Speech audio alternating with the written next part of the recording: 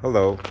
Today I have a 2013 Honda Accord, and this one is 2.4 liter, I believe. And I do have code for p1454 and the p0452.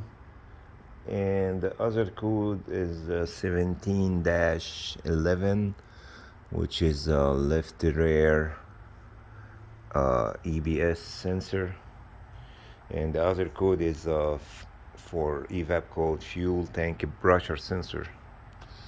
So I jack up the car, and I also have the sensor here. Let me show you the fuel tank pressure sensor. Get it from AutoZone. This is the part number if you need it.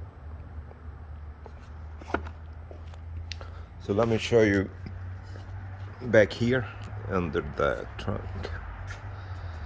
If you go down here, you'll see the canister, and just to move it itself, there is a 2 10mm bolt up there and one over here 10mm bolt. So I took it off, lay it down, and the sensor will be on top of the canister right there, like you see here. I just disconnected this hose, and to move this sensor, you just, so easy, take it off like that.